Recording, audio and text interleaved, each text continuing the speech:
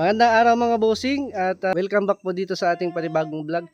So ngayon ay ipapakita ko sa inyo yung process ko or operation ko sa paggamit nitong ating 70 liter na mixer. So yan, bago tayo mag-umpisa, shout out muna kay Sir Chris Ruho. So si Sir Chris ay nanghingi po ng feedback dito sa ating unit. Sa ngayon po ay ito yung lalagyan natin. Bali, ito na po yung nahaluan ko or nasementohan ko ng mga nakarang araw.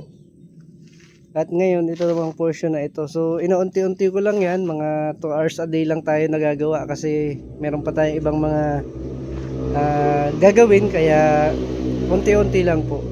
So, ito yung ginagamit nating unit. 70 liters na cement mixer.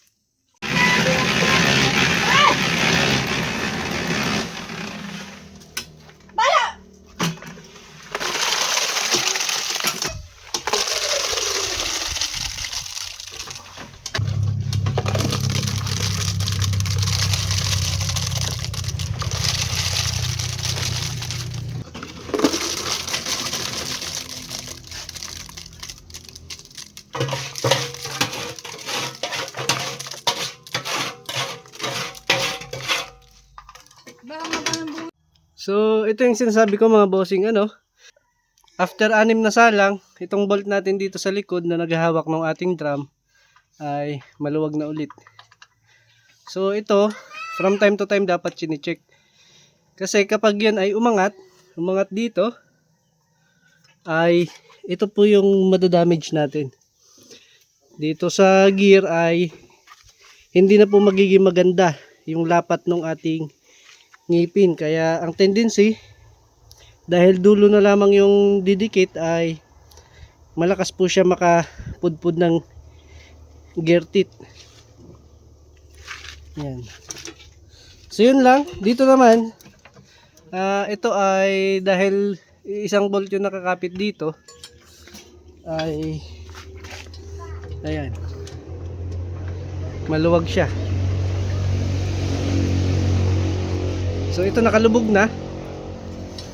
Nakalubog na yan pero hindi niya pa rin maipit yung ating bracket. Ayan. So yun lang naman, kaya ayaw ko siyang i-full capacity kasi bababa yung lifespan nitong ating equipment. Kaya salang ko lang dito ay 1, 2, 3 gamit itong timbang malaki. Ayan, tapos ito yung isa. Ayan. So yung mas malaking timba ang ginagamit ko, hindi itong maliit. Ito. Yun. So yun lamang muna mga bossing, at tatapusin ko lang yung aking hinahalo.